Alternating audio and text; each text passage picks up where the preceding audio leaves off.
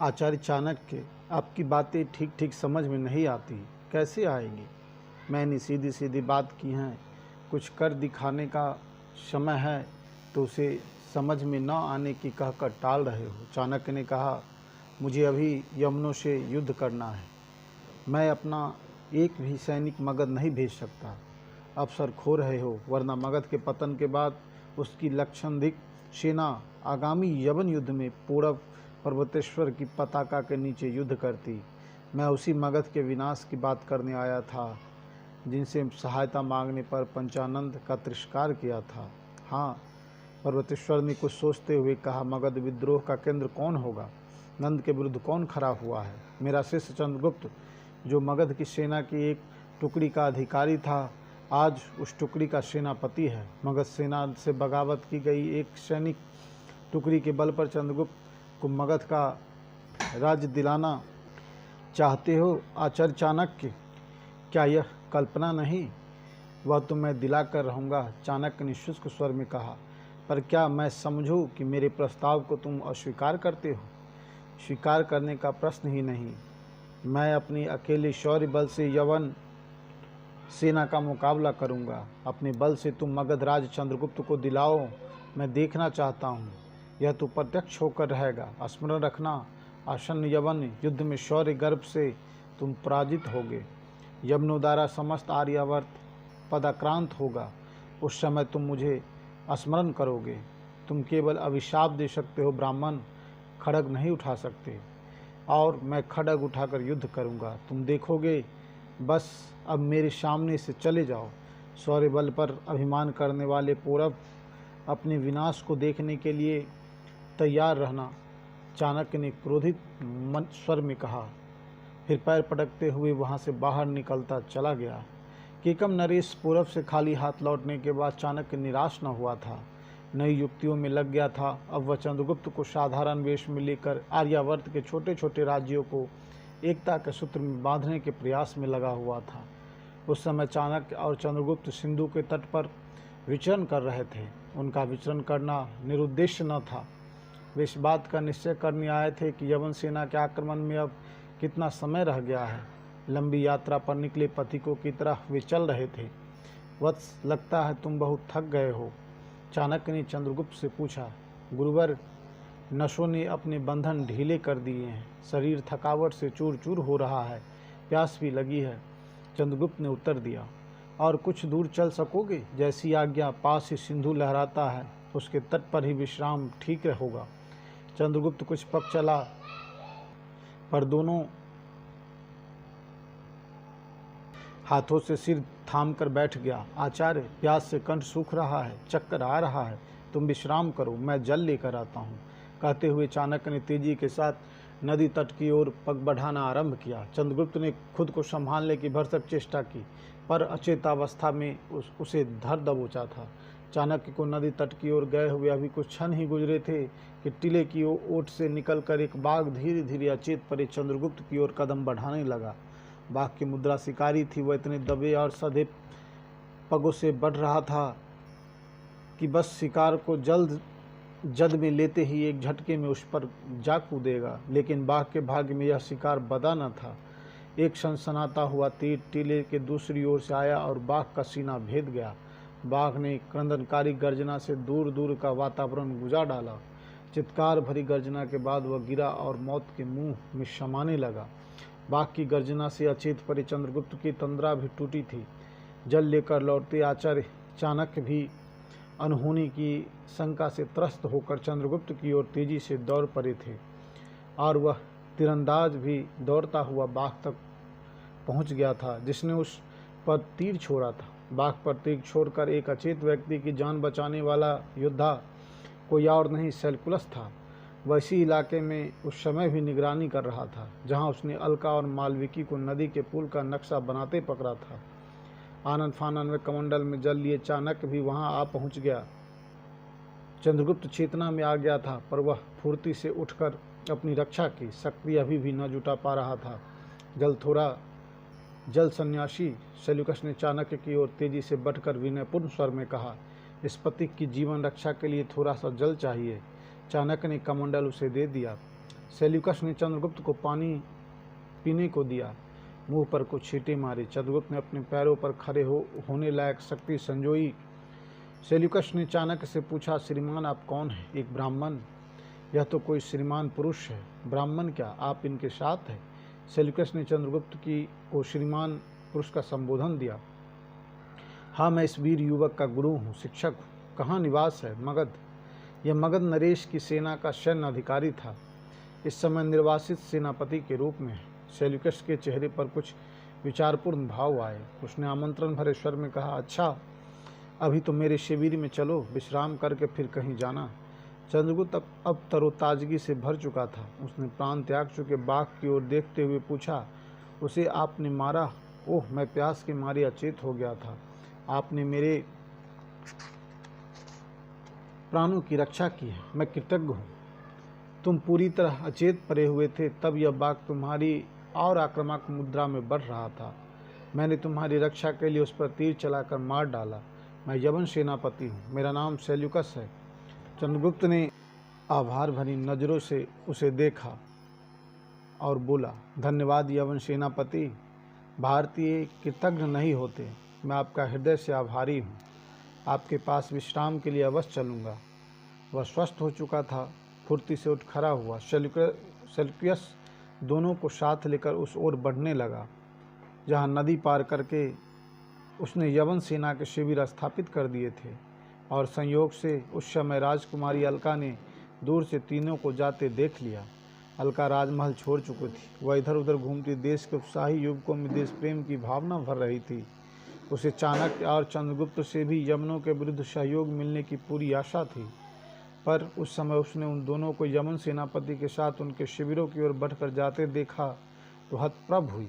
फिर तनिक निराशा भरे स्वर में बुदबुदाई, हे ईश्वर, मैं यह क्या देख रही हूँ? आज चाणक्य और चंद्रगुप्त ये भी यवनों के साथी बन गए हैं। जब इस जैसे लोग भी यवनों के साथी बनने लगे हैं तो देश की हरी भरी खेती का रक्षक कौन झेलम के पार सेना उतरना चाहती है? उन्मुक्त परमेश्वर अपने बाहुबल पर ही सिर्फ भरोसा करके युद्ध के लिए उद्यत है। वीर युवाओं की टुकड़ी अभी भी संगठित नहीं हो पाई है। उन्हें सैनिक प्रशिक्षण की आवश्यकता है। ऐसे में मैं क्या करूं? क्या गांधार छोड़कर चलूं? नहीं, एक बार महात्मा दांडियायन से नमस्कार कर लूं, उनके शांति संदेश का प्रसाद लेकर तब अन्यंत्र जाऊंगी, वहाँ जहाँ भाग्य ले जाएगा। वह चलती रही। सिंधु नदी के तट पर प्राकृतिक वातावरण में दांडियायन का आश्रम था। वे सन्यासी थे, महर्षि कहलाते थे, ज्ञानी थे, सांसारिक मोह माया से विरक्त होकर ईश्वर भक्ति में लीन रहते थे। अलका जब महर्षि के आश्रम में पहुंची तो वहां पहले से ही कुछ लोगों की उपस्थिति थी।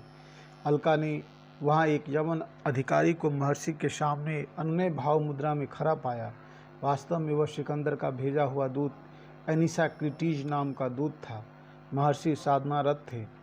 भारतीय महात्माओं की रीति नीति से अनजान एनिसाक्रिटीज ने उनके सामने पहुंच संबोधित किया। महात्मन, दंडयायन ने आंखें खोली, रुष्ट स्वर में बोला, चुप रहो।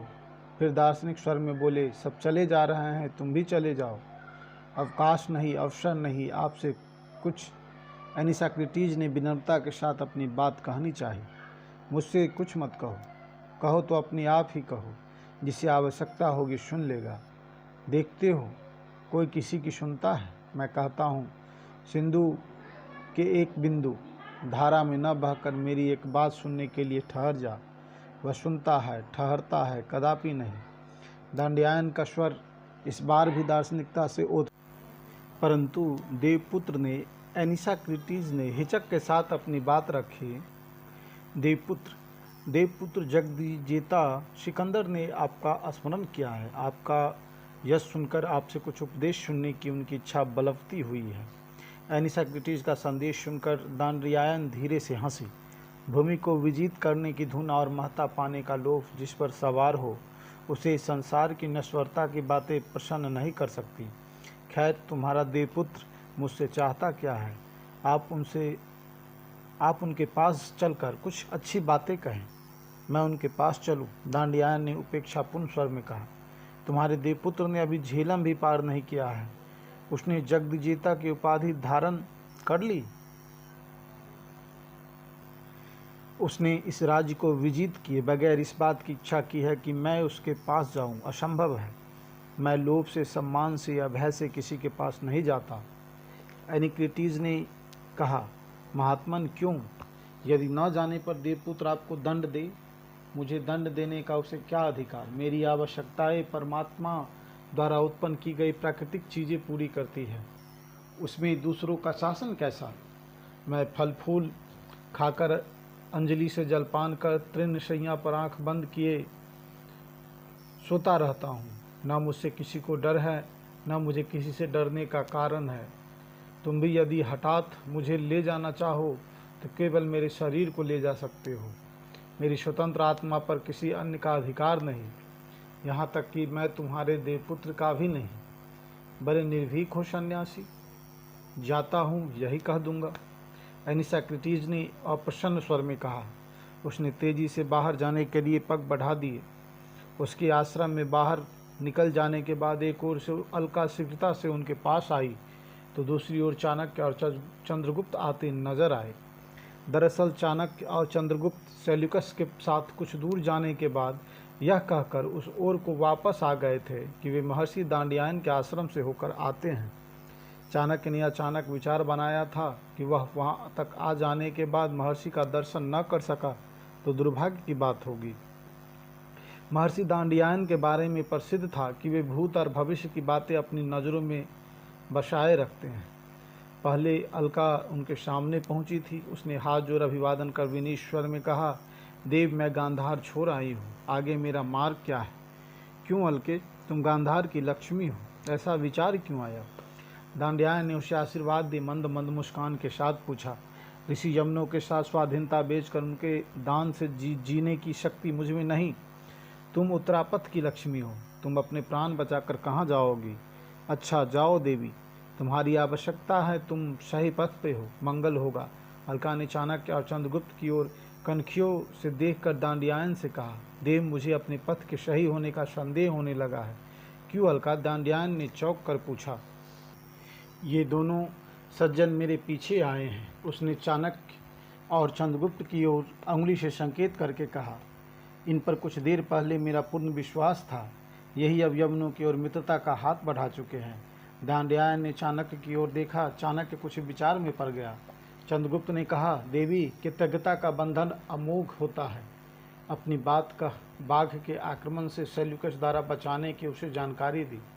राजकुमारी, आपने परिस्थिति पर विचार नहीं किया है, आपकी शंका निर्मूल है। चाणक्य ने कहा, संदेह निर्मूल है, विश्वास सुफल देगा। अलका ने अपना निर्मूल संदेह त्याग दिया। वे देश की राजनीति पर विचार विमर्श करने लगे। उसी समय एक यवन सैनिक ने वहां प्रवेश करके कहा, महर्षि देवपुत्र आपकी सेवा में आना चाहते हैं। क्या आज्ञा है? मैं क्या आज्ञा दूं सैनिक? मेरा कोई रहस्य नहीं, यहाँ पर सबका प्रवेश है, प्रत्येक क्षण सबका स्वागत है। दांडियायन ने विनम्रता से कहा। यवन सैनिक के आते ही अलका ने फुर्ती से स्थान छोड़ते हुए कहा, मैं जाती हूँ, आज्ञा हो। कोई आतंक नहीं है। अलका, ठहरो तो, पर इस समय जाना चाहती हो तो मैं रोकूंगा नहीं। महात्मन, हम लोगों को आज्ञा है, किसी दूसरे समय उपस्थित होंगे। चाणक्य ने चंद्रगुप्त के साथ शीघ्रता से उठते हुए कहा, तुमको कुछ दिनों तक प्रतीक्षा करनी होगी, साध्य मिलेगा। दांडियायन ने कहा, चंद्रगुप्त को रुकना होगा, मैं अलछेंद्र को इसे दिखाना चाहता हूँ। अलका और चाणक्य शीघ्रता से आश्रम के एक ओर बढ़ गए। चंद्रगुप्त एक ओर खड़ा हो गया। अलका और चाणक्य को जाते ही सिकंदर, सेल्यूकस, कार्नेलिया, एनिसाक्रिटीज तथा सशस्त्र सैनिकों ने दांडियायन के सम्मुख उपस्थित होकर नमस्कार किया। स्वागत अलछेंद्र, तुम्हें सद्बुद्धि मिली। दांडियायन ने सिकंदर पर दृष्टि जमाकर कहा, महात्मा अनुग्रहित हुआ, परंतु मुझे कुछ और आशीर्वाद चाहिए। सिकंदर ने विनयपूर्ण स्वर में कहा, मुझे मालूम था इस उद्देश्य से मेरे पास तुम्हारा आना होगा, पर मैं आशीर्वाद देने में असमर्थ हूँ अलछेंद्र, क्योंकि स्वागत भाव के अलावा मेरे जितने भी आशीर्वाद होंगे वे इस देश की भूमि के लिए अमंगलजनक होंगे। मैं आपके मुख से जय सुनने का अभिलाषी हूँ। जय घोष तुम्हारे चरण करेंगे। रक्तपात, अग्निकांड के लिए मैं आशीर्वाद दे नहीं सकता। विजय का गर्व मानव को अपने देश से, अपने स्वजनों से बहुत दूर ले जाता है। राजसत्ता का यश अच्छी व्यवस्थाएं से मिलता है। मेरा परामर्श है, लौट जाओ, अपनी प्रजा के कल्याण में लगो। मुझे डर है कहीं तुम इतनी दूर न बढ़ जाओ कि लौटने का मार्ग ही खो दो। सिकंदर के चेहरे पर उखरेपन का भाव उजागर हुआ। उसके वहाँ आने का उद्देश्य पूरा न हुआ था। उसने उचटती दृष्टि इधर उधर डाली। चंद्रगुप्त पर नजर पड़ी तो उसने पूछ लिया, यह तेजस्वी युवक कौन है महात्मन?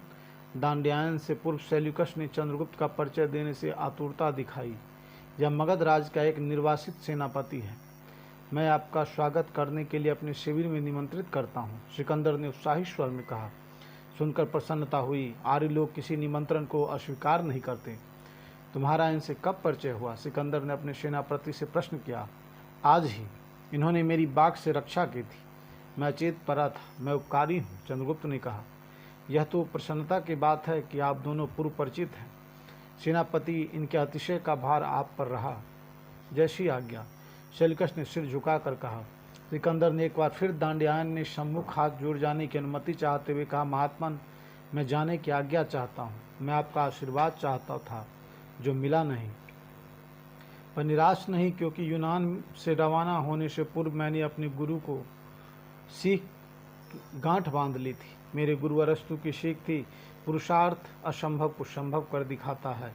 पुरुषवान व्यक्ति भाग्य और भविष्य को बदल देता है। भारत का भाग्य तुम्हारे सामने है। दांड्यायन ने चंद्रगुप्त की ओर उंगली का संकेत करके कहा। सिकंदर के साथ साथ अन्य सभी वहां उपस्थित लोग चौंके।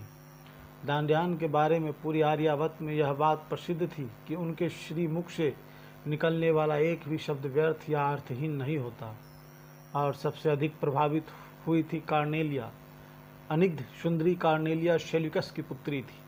चंद्रगुप्त को उसने आश्रम में कदम रखते ही देखा था। उसके चेहरे से फूटने वाले दिव्य आलोक को उसने अपने हृदय की गहराइयों में उतरते महसूस किया था। दांड्यायन के चंद्रगुप्त के लिए कहे गए शब्दों को सबसे अधिक महत्व कार्नेलिया ने दिया था।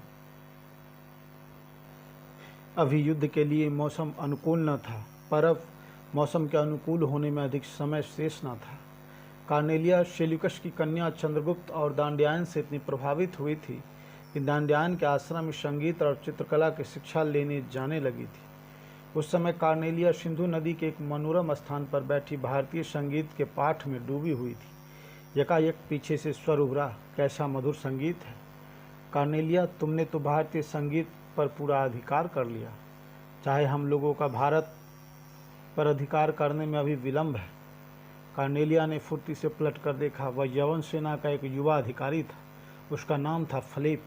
अपने साहसिक युद्धों और कुशल रणनीति बनाने में सफलता प्राप्त करने के कारण फिलिप ने सिकंदर की निगाहों में प्रधान सेनापति सेल्यूकस के समकक्ष स्थान प्राप्त कर लिया था। अब यह बात पूरी दूसरी थी कि प्रधान सेनापति अभी सेल्यूकस ही था, परंतु इसमें भी कोई संदेह न था कि फिलिप अत्यधिक महत्वाकांक्षी था। वह सिकंदर की निगाहों में चढ़े रहने तथा सेल्यूकस की रणनीति में कमी निकालने का कोई भी अवसर हाथ से न जाने देता था। वह इस बात के लिए पूरी तरह आशावान था कि आने वाले समय में वह ही यवन सेना का प्रधान सेनापति का पद संभालेगा। प्रधान सेनापति की भुजाओं की शक्ति कब तक युवा रह सकती है? फिलिप, तुम यहाँ? कार्नेलिया ने आश्चर्य किया। क्यों? क्या मुझे यहाँ न होना चाहिए था? फिलिप ने बेतकल्लुफी दर्शाते हुए कार्नेलिया के समीप बैठने का उपक्रम किया। मर्यादा में रहो।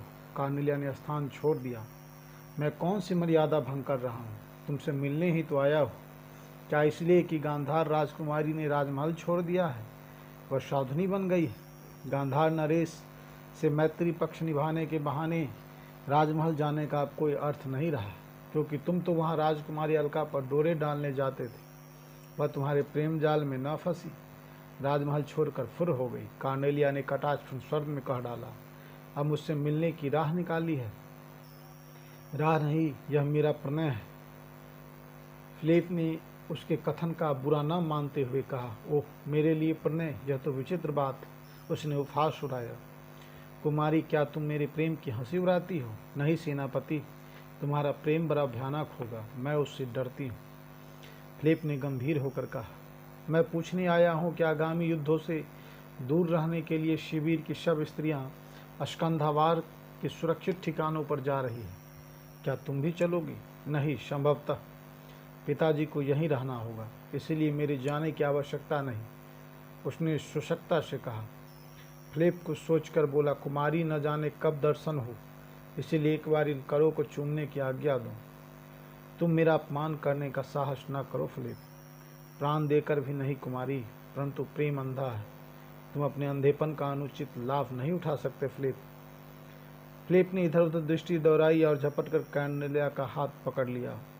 बचाओ बचाओ, कार्नेलिया ने कंठ से बेशाख्ता चीख कौंध गई। चीख व्यर्थ न गई थी। फिलिप को कुछ अधिक कर गुजरने का मौका मिलता, इससे पहले ही चंद्रगुप्त ने दौड़ कर फिलिप की गर्दन दबोची और उसे तेज धक्का दे दिया। फिलिप गिरकर असहाय भाव से कार्नेलिया को देखने लगा। माफ़ी मांगो इससे, वरना तुम मेरे हाथों से बचकर जीवित अवस्था में जा न सकोगे, चंद्रगुप्त ने गुर्राहट भरे स्वर में कहा। फिलिप को लगा सचमुच मौत उसके सिर पर दस्तक दे रही है।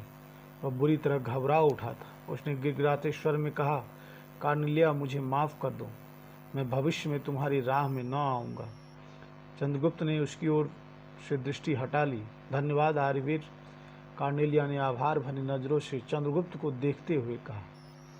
फिलिप उठ खड़ा हुआ था। अपने वस्त्रों की धूल झाड़ता हुआ लज्जित स्वर में कार्नेलिया से बोला, कुमारी प्रार्थना करता हूँ कि इस घटना को भूल जाओ, क्षमा करो। क्षमा तो कर दूंगी, परंतु भूल नहीं सकती फिलिप, तुम अब मेरे सामने से चले जाओ। फिलिप के सामने इसके अलावा कोई चारा न था कि वह सिर झुकाए वहाँ से चला जाता। चलिए आपको शिविर तक पहुँचा दूँ, चंद्रगुप्त ने कार्नेलिया के सामने प्रस्ताव रखा। मैं आपका किस तरह आभार प्रकट करूं? कार्नेलिया साथ चलने लगी। आवश्यकता नहीं, चंद्रगुप्त ने कहा, मैं आपके यहाँ अतिथि के रूप में ठहरा हूँ। आप पर किसी की तरह की मुसीबत आने पर मदद के लिए दौड़ पड़ना मेरा कर्तव्य था। पिताजी ने कहा है, उससे यह बात कह देनी होगी। यह घटना नहीं, तुम ही कह देना। उपयुक्त अवसर पर मैं यूं ही नहीं कह सकता, चंद्रगुप्त ने कहा। सेल्यूकस के शिविर तक दोनों साथ साथ पहुँचे। शिविर में प्रविष्ट होने पर उनके मार्ग अलग हो गए। अपने कक्ष में पहुंचकर कार्नेलिया सोचने लगी। फिलिप ने विनती की है कि मैं भूल जाऊं, परंतु इस घटना से और भी किसी का संबंध है, उसे कैसे भूल जाऊं? वह कितना आकर्षक है। उसकी चंद्रगुप्त के लिए महात्मा दांड्यायन ने भविष्यवाणी की है। भारत का भाग्य है यह, उसमें कितनी विनयशील वीरता है। दूसरी ओर चंद्रगुप्त शिविर के अतिथि कक्ष में भारत के भाग्य के विषय में सोच रहा था। सिकंदर कुछ सैनिकों के साथ अपने शिविर में था। वह विशाल शिविर उसका मंत्रणा कक्ष थी। कुछ दरबारी और सेवक सामने थे। सिकंदर कह रहा था, हम लोग यहाँ आक्रमण की इतनी बड़ी तैयारी में लगे हैं और यह देश जैसे सोया हुआ है। लड़ना इनके जीवन का जैसे उद्देश्य ही नहीं है। अपने ध्यान में यहाँ के दार्शनिक डूबे हुए हैं। उन्हें अपने देश से अधिक परलोक की चिंता है। पोरस ने केवल झेलम के पास कुछ सेना प्रतिरोध करने के लिए या केवल देखने के लिए रख छोड़ी है। हम लोग जब पहुँच जाएंगे तब वे लड़ लेंगे। एनिसाक्रेटीज ने चाटुकारिता की। सुना है यह अद्भुत देश है। यहाँ के सैनिक बहुत वीर होते हैं। इनकी वीरता का परिचय रणभूमि में ही मिलेगा। परंतु आम्भी तो अपने वचन का सच्चा निकला। प्रबंध तो उसने अच्छा कर रखा है, एक अन्य दरबारी ने कहा। लोभी है, सिकंदर ने उपेक्षा से कहा। सुना है उसकी एक बहन चिढ़कर सन्यासिनी हो गई है। मुझे उस सन्यासी की बातों से चिंता हो रही है। उसके बारे में यहाँ हर एक कोई कहता है कि उसकी भविष्यवाणियाँ सत्य होती है। उसी समय शिविर में एक ओर से फिलिप और आम्भी तथा दूसरी ओर से सेल्यूकस और चंद्रगुप्त ने आने की अनुमति चाही। सिकंदर से अंदर आने की आज्ञा मिलने के बाद चारों ने अंदर कदम रखा और अपना अपना स्थान ग्रहण कर लिया। तुम्हारा संदेश मुझे मिल गया था सेनापति फिलिप, सिकंदर ने फिलिप पर दृष्टि डालकर कहा। इसलिए मैंने प्रधान सेनापति सेल्यूकस और उनके अतिथि चंद्रगुप्त को भी बुलावा भेज दिया था। चंद्रगुप्त चौंका। सेल्यूकस ने विस्मय भरी नज़रों से फिलिप को देखा।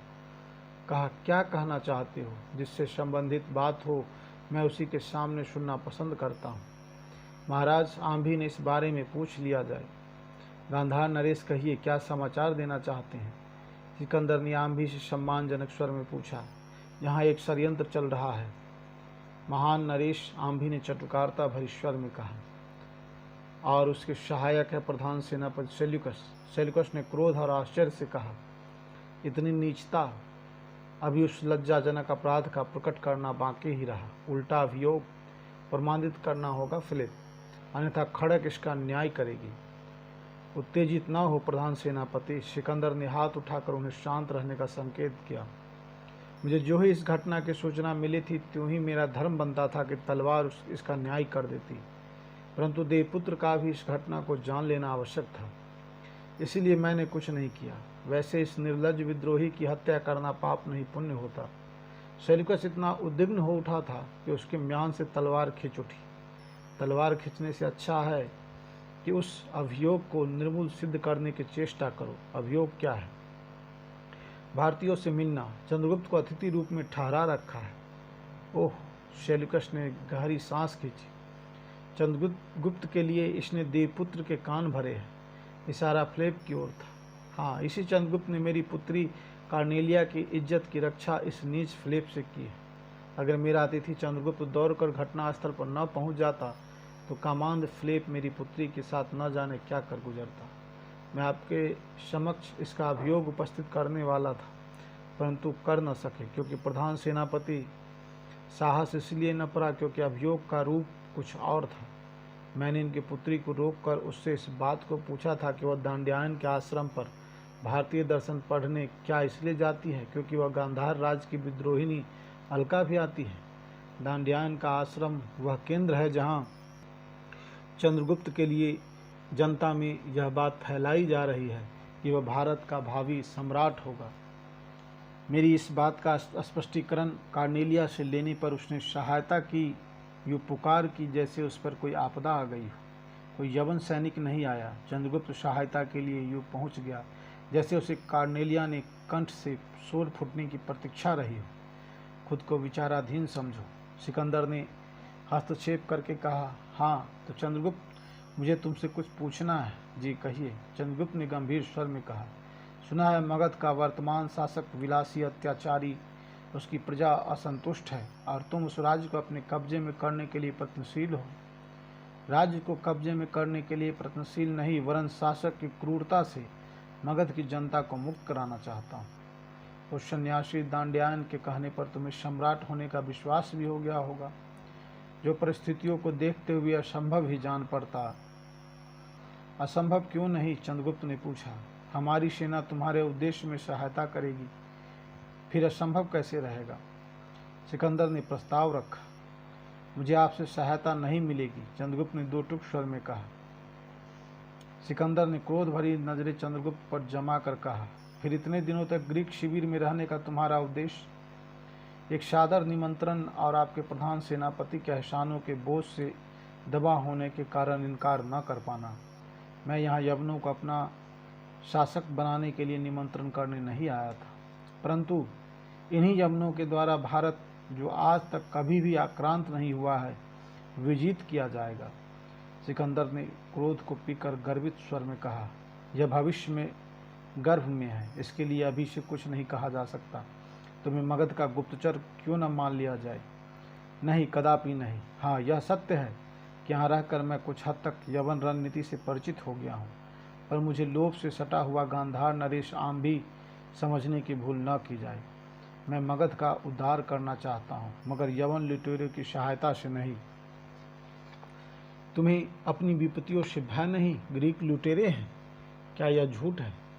लूट के लोभ से हत्या, व्यवसायियों को एकत्र करके उन्हें वीर सेना कहना, रणकला का उपहास करना है। चंद्रगुप्त का स्वर निर्भीकतापूर्ण था। सेल्यूकस, सिकंदर ने क्रोध और आश्चर्य से ही कहा। सेल्यूकस से नहीं, चंद्रगुप्त से कहने की बात चंद्रगुप्त से ही कहनी चाहिए। चंद्रगुप्त पहले से ही अधिक दिलेरी से बोला। बंदी कर लो, सिकंदर ने आदेश दिया। आम्भी, प्रेप, अनिसाक्रेटीज तथा वहां मौजूद सुरक्षा सैनिक एकदम से तलवार खींच चंद्रगुप्त की ओर झपटे। चंद्रगुप्त उस स्थिति के लिए अवश्य पूर्व से तैयार था। उसने बाज की तरह फिलिप पर झपट्टा मारा, क्योंकि उसे ही अपने पौरुष बल से सबसे अधिक प्रभावित कर सकता था। एक बार उसे भूमि सूंघा चुका था। उसके झपट्टे से बचाव में जैसे ही फ्लेप झुका, चंद्रगुप्त ने अत्यंत वीरता के साथ उसकी तलवार अपने कब्जे में कर बिजली किसी चमक के साथ उसे पीछे लहरा दी। आंभी, अनीसाक्रिटीज और फ्लेप जख्मी होकर इधर उधर छितरा गए थे। रक्षकों पर तलवार घुमाता चंद्रगुप्त युवागे को झपटा जैसे शिकारियों के चक्र से बचता सिंह। पलक झपकते वह शिविर से बाहर था। बाहर पहुंचते उसने सबसे पहला घोड़ा जो सामने आया वह आंभी का था। उछाल मार उस पर सवार हो तरातर उसे झेलम की ओर दौड़ा दिया। क्योंकि बाहर के रक्षकों को पूर्व से कोई सतर्कता का आदेश न था, अतः वे अपने स्थान पर ठगे से खड़े रहे। जब तक अंदर के रक्षक बाहर आकर पीछा करने के लिए बाहर के सैनिकों को कहते, चंद्रगुप्त सरपट घोड़ा दौड़ाता नदी तट तक पहुंच चुका था। पीछे से सेना दौड़ी पर वह भी बहुत दूर थी। झेलम अपने विकराल रूप में बह रही थी। चंद्रगुप्त ने घोड़े की रास खींची और हवा में ही छलांग लगा झेलम की धारा पर जा कूदा। उसे पूर्ण विश्वास था कि वह यवन सैनिकों के हाथ न आएगा। हुआ भी ऐसा ही। आंभी, एनेसाक्रिटीस और फिलिप झुके हुए सिर के साथ सिकंदर के सामने आए। कहने की आवश्यकता नहीं कि वीर चंद्रगुप्त निकल गया। सिकंदर ने कहा, हमने पीछा किया। फिलिप ने कहा, व्यर्थ था। मैंने प्रधान सेनापति को इसलिए रोक लिया था, उसके हाथ आने के लिए इतनी असाधारण दिलेरी न दिखाई थी कि मेरे सामने तुम तीनों से तलवारबाजी करके बाहर निकल जाने का रास्ता खोजता। उसमें वीरता थी, उसे निकल जाने का अधिकार था। फिलिप और आंभी खींच कर रह गए। फिलिप ने दबी आवाज़ में कहा, और मेरा लगाया अभियोग झूठा था। सिकंदर ने कहा, मैंने इस बात का पूर्व ही पता लगा लिया था। कार्नेलिया आश्रम जाती है, यह सत्य है। वह यवन देश की कुमारी है, हमारे साथ युद्ध भूमि में आई है। उसे घूमने फिरने, दूसरे देश की कला संगीत सीखने की आज़ादी होनी चाहिए। यहाँ कोई षड्यंत्र नहीं हो रहा है, अतः कोई भी अभियोग किसी पर नहीं है। फिलिप का सिर झुक गया। वह ना ही सिकंदर से और ना ही सेल्यूकस से निगाह मिला पा रहा था। अभियोगी तुम होते, सिकंदर ने कहा, परंतु चूंकि कार्नेलिया से तुमने माफ़ी मांग ली है और उसने तुम्हें क्षमा भी कर दिया है, अतः ग्रीक कानून के मुताबिक तुम राजदंड के भागी नहीं बनते। परंतु तुमने अपने कृत्य पर झूठ का आवरण डालने की कुचेष्टा की है, अतः इसके लिए तुम्हें युद्ध भूमि से 6 माह दूर रहने का मैं दंड निर्धारित करता हूँ। तुम अंतःपुर की महिलाओं के साथ बाल्हिक जाकर युद्ध भूमि से दूर रहोगे। झेलम तट के उस पार यवन सेना का कोलाहल आचार्य चाणक्य और सन्यासिनी वेशधारी अलका ने सुन लिया था। सैकड़ों की संख्या में यवन सेना के अश्वारोही घबराहट और कोलाहल और सिर्फ एक व्यक्ति का पीछा करने के लिए चाणक्य ने उत्साही स्वर में कहा, अवश्य वह मेरा प्रिय शिष्य चंद्रगुप्त हो सकता है। ऐसा ही हो, अलका ने कहा, और उसने नदी में छलांग लगा दी। झेलम की उपंथी धारा उसके लिए वरदान साबित होगी। चाणक्य ने दूर उस पार दृष्टि जमाए रखकर कहा, यवन सैनिकों को नदी तैराकी का उतना अभ्यास नहीं होता जितना भारत के नदी तट पर घूमने फिरने वाले भारतीयों युवाओं को। और फिर अपना चंद्रगुप्त तो यूँ भी कुशल तैराक है। अपनी तैराकी की कुशलता पर विश्वास करके ही वीर चंद्रगुप्त ने यह दुस्साहसिक पग उठाया होगा।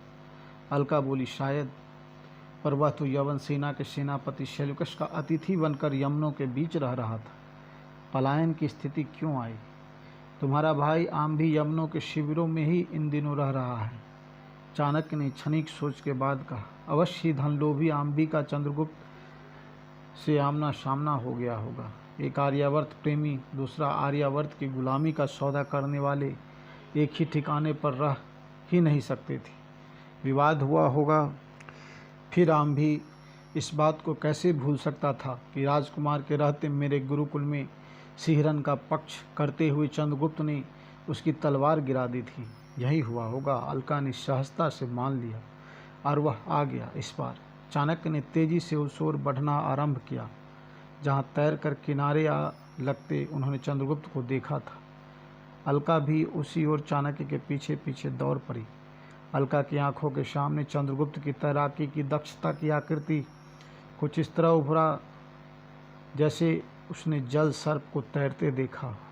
तुम कुशल हो आर्यवीर, चाणक्य ने चंद्रगुप्त के उछलकर जलधारा से बाहर आने के बाद पूछा।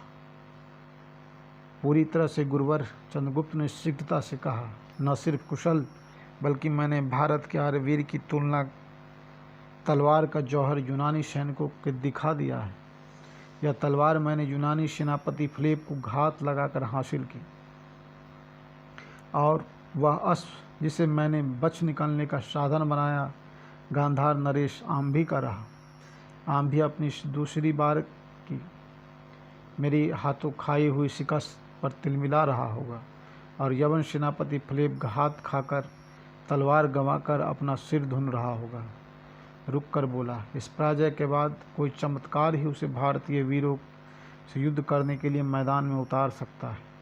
वह भारतीयों के साथ युद्ध भूमि से मुंह चुराएगा। तीनों शीघ्रता से बढ़ते हुए घनी पहाड़ियों के बीच पहुँचे। उनके सामने पहली समझदारी इस बात की थी कि वे खुद को सुरक्षित कर ले। चाणक्य, चंद्रगुप्त और अलका इस मामले में तीनों की ही सोच एक समान थी कि आंभी नदी पर बने पुल के रास्ते से यवन सैनिकों को लेकर अपने राज्य की ओर दौड़ पड़ेगा, उन्हें ढूंढने का प्रयास करेगा। चंद्रगुप्त मार्ग में बताता रहा कि उसे यवन शिविर को छोड़ने के लिए क्यों बाध्य होना पड़ा। निश्चित रूप से यवन प्रधान सेनापति सेल्यूकस में मानवीय सोच उपस्थित है, चाणक्य ने कहा, और प्रधान सेनापति की सुंदर कन्या कार्नेलिया के बारे में आपके क्या विचार है आचार्य? राजकुमारी अलका ने तनिक परिहास के साथ कहा। अपने इस कथन से वह वातावरण की बोझिलता को हल्का फुल्का बनाना चाहती थी। उसके विचार खुले हुए। चाणक्य ने गंभीर स्वर में कहा, उसे भारतीय सभ्यता और संस्कृति से प्यार है। महात्मा दांडियान के आश्रम में आना, घंटों बैठना, महात्मा के दर्शन शास्त्र को समझने में दिलचस्पी रखना, तुम्हारी निकटता में बैठना और व्यवहार को पसंद करना, इस सब के बारे में क्या कुछ कहना शेष रहता है? हाँ, एक बात कहनी शेष रहती है। अलका मुस्कुराकर चंद्रगुप्त की ओर कनखियों से निहार कर बोली। वह मुझसे आर्यवीर चंद्रगुप्त के बारे में कुछ न कुछ नया जानने की चेष्टा करती रहती है। यह बताना शेष रहता था। स्त्री होने के नाते मैं दावे के साथ कह सकती हूँ कि वह आर्यवीर पर आसक्त है। चंद्रगुप्त ने अलका की ओर एक नज़र देखा, अपने रास्ते चलता रहा। मन के बंधन चंचल पक्षी की तरह होते हैं, उन्हें बांध कर नहीं रखा जा सकता, चाणक्य ने कहा, और वे भी कदम बढ़ाते रहे। कुछ देर बाद तीनों गांधार की सीमा से बाहर घने वन में प्रविष्ट हो चुके थे। आर्यवीर घने वन में विश्राम की मुद्रा में बैठी अलका ने चंद्रगुप्त से कहा, मुझे एक प्रश्न अधीर कर रहा है। वह क्या? निसंकोच पूछो। तुम्हारी उस सैन्य टुकड़ी का क्या रहा जो तुम्हारे पास साथ साथ मगध से विद्रोह कर तुम्हारे नेतृत्व में निकल पड़ी थी? क्या उसे तुमने बाद में मगध लौट जाने दिया? नहीं राजकुमारी, वह सुरक्षित हाथों में है। क्या वन के किसी घने स्थान में और उचित अवसर पर वह तुम्हारे साथ रणभूमि में उतरेगी? मैंने उसे मगध राजकुमारी कल्याणी को सौंप दिया है, चंद्रगुप्त ने बताया। मगध राजकुमारी कल्याणी? अलका ने विस्मय से पूछा। हाँ, वह भी अपने पिता के विचारों और व्यवहार को पसंद नहीं करती। महानंद के विलास सुख से घृणा करते हुए उसने आर्यावर्त की रक्षा और स्वतंत्रता के लिए राजमहल छोड़ दिया है। यह तुम्हारे मगध छोड़ने से पहले की घटना है या बाद की? अलका ने गहरी दिलचस्पी से पूछा। मेरे मगध छोड़ने के अगले दिन की बात है। ओह, अब समझी। अलका अर्थपूर्ण भाव से मुस्कुराई। चंद्रगुप्त ने प्रश्न सूचक दृष्टि उसके चेहरे पर जमाई। अब मैं कह सकती हूँ, तुम्हें लेकर कल्याणी के जो विचार थे उसकी चर्चा गलत न थी। कैसी चर्चा? कल्याणी आर्यवीर को मन ही मन चाहने लगी है। यदि ऐसा था तो उसका प्रेम एकांगी है। उसने तुम्हारे कारण ही मगध राजमंदिर का सुख छोड़ा, वन वन भटक रही है। वह अपने राज्य की सेना का नेतृत्व कर रही है। सेना का नेतृत्व करते हुए विचार क्या है? उसके यवन सेना का केकम राज्य पर आक्रमण होने की स्थिति में वह पर्वतेश्वर की सेना के साथ अपनी सेना को युद्ध भूमि में उतरने का आदेश देगी, और तुम्हारे हाथ में उस सेना का नेतृत्व होता तो तुम भी क्या यही करते? आरवीर, अलका ने पूछा। मैं हर उस आरवीर सेना के साथ अपनी समस्त शक्ति लगाता जो यवन सेना के मुकाबले युद्ध भूमि में उतरने की तत्पर होती। इसी सुविचार ने हम तीनों को आपस में बांध रखा है। हम तीनों को ही नहीं, हम तीनों जैसे आर्यावर्त के सैकड़ों हजारों युवा युवतियों को। मुझे तुम्हारे कथन पर आपत्ति नहीं, अलका ने कहा। उनके बीच जब बातचीत शुरू हुई थी तो आचार्य अचानक उठकर कुछ देर किसी की खोज खबर लेने चले गए थे। उनकी बातों में अब विराम लगा था तो वे आते दिखे। कोई खास समाचार लाए आचार्य? अलका ने चाणक्य से पूछा। यहाँ से तुरंत पलायन, चाणक्य ने कहा। अलका के साथ चंद्रगुप्त ने तुरंत अपना स्थान छोड़ा। उठ खड़े हुए, हमें आगे बढ़ जाना होगा। दास्ता की शंका से आशंकित वनवासियों ने सूचना दी है कि गांधार सैनिकों को उन्होंने हमारी खोज करते देखा है। अब वो यह स्थान ठहरने योग्य नहीं रहा। तीनों आगे बढ़ने लगे। कुछ आगे चलने के उपरांत चाणक्य ने चंद्रगुप्त से पूछा, सिहरन को हमारे साथ होना चाहिए था, अभी नहीं आया, उसे समाचार मिलना चाहिए। चंद्रगुप्त ने कहा, अवश्य मिल चुका होगा। गांधार हो या मगध, किकम हो या मालवा, जो लोग राजाज्ञा में बंधे नहीं है वे अधिसंख्य हमारे विचारों के साथ है। वे हर प्रकार से हमारी सहायता को तत्पर है। यह अच्छा समाचार है। इसी आधार पर मैंने कहा, सिहरन को इस बात का समाचार मिलना चाहिए कि हम इस समय कहाँ और किस स्थिति में हैं। यदि सिहरन न आ सका तो आचार्य, अलका ने धड़कते दिल से कहा, जब काली घटाओं से आकाश घिरा हो, रह रहकर बिजली चमक जाती हो, हवाएं बंद हो, उमस बढ़ रही हो और आषाढ़ के शुरुआती दिन हो, तब किस बात की संभावना करनी चाहिए राजकुमारी? आचार्य चाणक्य ने प्रश्न किया। जल बरसने की, अलका ने झट उत्तर दिया। ठीक उसी प्रकार जब देश में युद्ध हो, मालवा राजकुमार सिहरन को समाचार मिला हो, तब उसे निश्चित रूप से आना है। उसी क्षण चंद्रगुप्त ने ठिठक कर दृष्टि दो पहाड़ियों के मध्य जमाई, जहाँ से पगडंडी चली आ रही थी, और उस पगडंडी से बढ़कर दो चेहरे चले आ रहे थे। चंद्रगुप्त ने उत्साहित स्वर में अलका और चाणक्य से कहा, उधर देखिए, दो व्यक्ति कौन आ रहे हैं। अब आने वाले के चेहरे अधिक स्पष्ट हो गए। एक था सिहरन, और सिहरन का सहारा लिए वृद्धा गांधार राजमाता साधारण वेशभूषा में बढ़ी आ रही थी। तीनों उसी दिशा में लपके हुए बढ़े। आप राजमाता, चंद्रगुप्त ने उत्साह के साथ सिहरन को गले लगाते हुए गांधार राजमाता का संबोधन किया। हाँ, मैं वैभव से वंचित होकर देश प्रेम के लिए इधर बढ़ आई। मैं जिसके पुत्र ने विश्वासघात किया और जिसकी कन्या ने साथ छोड़ दिया, मैं वही एक अभागी स्त्री। अलका भावुक होकर माँ के गले से लिपटती हुई बुदबुदाई, माँ जी, बेटी तू कहाँ भटक रही है? माँ ने स्नेहिल स्वर में पूछा। जब आप चलकर उस राह पर आ गई है, तब मेरा विश्वास और भी दृढ़ हो गया है कि मैं भटक नहीं रही, सही मार्ग पर हूँ।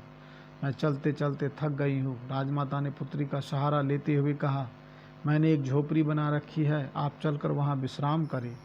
नहीं, तू मुझे झोपड़ी में बिठाकर चली जाएगी। जो महलों को छोड़ चुकी हो, उसका झोपड़ियों के लिए क्या विश्वास? नहीं माँ जी, आप विश्वास रखिए। उसने सिहरन की ओर कृतज्ञ भाव से देखते हुए कहा, मैं आभारी हूँ, माँ जी को आप इधर ले आए।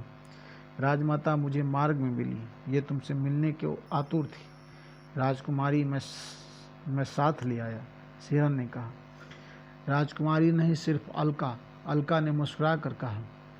सभी उस ओर बढ़े जहाँ घने वृक्षों के बीच एक झोपड़ी थी। अलका अपनी माँ को लेकर झोपड़ी में चली गई। चाणक्य, चंद्रगुप्त तथा सिहरन के लिए विश्राम का कोई पल न था। वे नदी तट की ओर बढ़ते गए। वहाँ से युद्ध भूमि का दृश्य देखते हुए आगामी योजना का ताना बाना बुनने लगे। चंद्रगुप्त ने कहा, सिहरन मेरे मित्र, तुम आ गए, परंतु नहीं यार, आप आज्ञा दीजिए, मैं कर्तव्य से लग जाऊंगा। विपत्तियों के बादल मंडरा रहे हैं, सिहरन ने कहा। विपत्तियों की चिंता न करे सिहरन, पौधे अंधकार में बढ़ते हैं। मेरी नीति लता भी उसी भांति विपत्ति के अंधेरे में लहलहाएगी। हाँ, अब केवल शौर्य से काम न चलेगा। एक बात समझ लो, इस समय केवल हमें सिद्धि देखना है, साधना कैसी भी हो। बोलो, तुम लोग प्रस्तुत हो? मैं प्रस्तुत हूँ। अपने राज्य की सेना की एक टुकड़ी को पीछे वन में विश्राम करने के लिए छोड़ आया हूँ। आपका आदेश मिलते ही सेना के साथ युद्धभूमि में उतर पड़ूंगा। अब युद्ध का समय नहीं, चाणक्य ने कहा। शिहरन और अलका को नटनटनी का वेश धारण करना होगा। चंद्रगुप्त बनेगा सपेरा और मैं ब्रह्मचारी, चाणक्य ने योजना बनाते हुए कहा। उधर देख रहे हो, पर्वतेश्वर की सेना से कुछ अलग एक सैनिक टुकड़ी अपनी अलग छावनी डाले हुए हैं। हम उनके बीच पहुंचकर खुद को पहले स्थापित करेंगे, फिर परिस्थितियों के अनुकूल आगे का पग उठाएंगे। पर्वतेश्वर की सेना से कुछ अलग जो सैनिक छावनी पड़ी थी, उस तक पहुंचने के लिए चंद्रगुप्त स्वयं अधीर था। उसने मन ही मन सोचा था, पता नहीं आचार्य ने इस बात को जान लिया है कि वह उसके नेतृत्व में मगध में बगावत कर चुकी सैनिकों की टुकड़ी है, या फिर युद्ध के राजनीतिक लाभ के लिए उन्होंने वहां तक पहुंचने का कार्यक्रम बनाया है। इस बातों को सोचता हुआ वह सपेरे की वेशभूषा धारण कर रहा था। शिहरन और अलका नटनटनी बन रहे थे। आचार्य चाणक्य तो ब्रह्मचारी पहले से ही थे। उधर मगध से बगावत कर वहां आकर पड़ाव डाले हुए सेना का संचालन उस समय मगध राजकुमारी कल्याणी के हाथों में था। उसने पुरुष वेशभूषा धारण कर रखी थी। वह सैन्य टुकड़ी के अश्वपति से कह रही थी, सेनापति, मैं दुस्साहस करके पिताजी को चिढ़ा तो दिया, पर अब हर संभव प्रयास करना है कि मैं सफलता प्राप्त कर सकूं। राजकुमारी सावधान, सेनापति क्षमा हो, अब ऐसी भूल न होगी।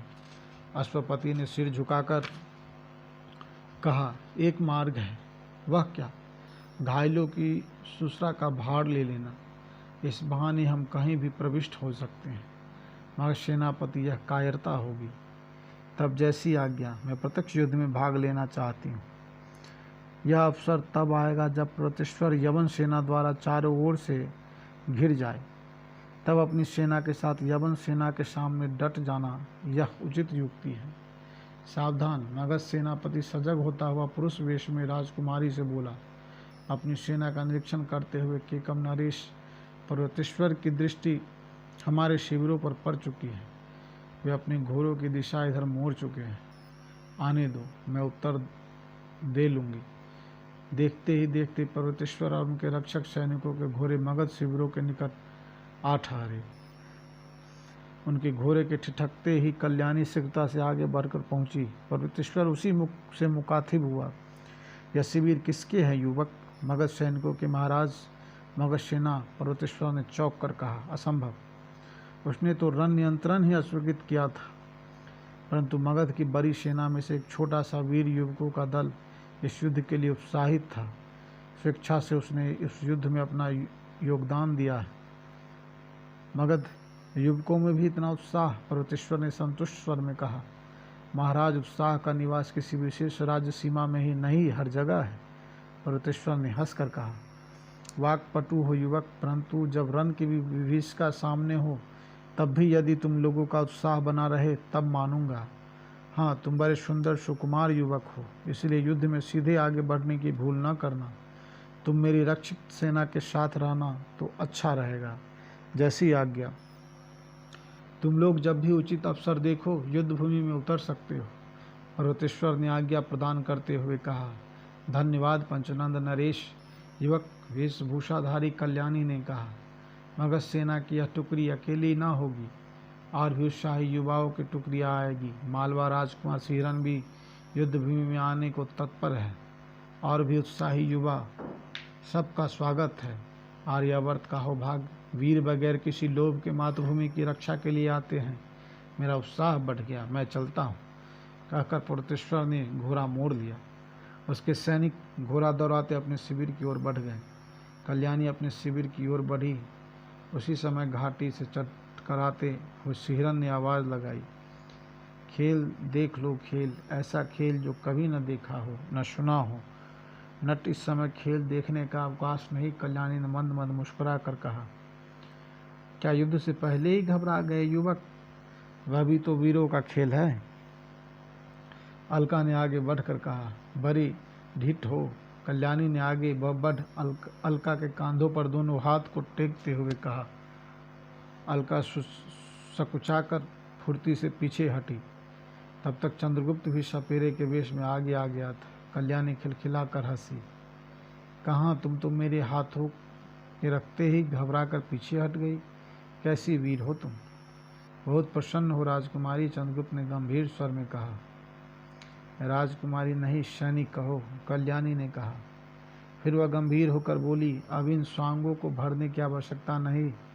बस कुछ देर पहले पंचनंद नरेश स्वयं इधर आए थे, मुझसे बातचीत हुई।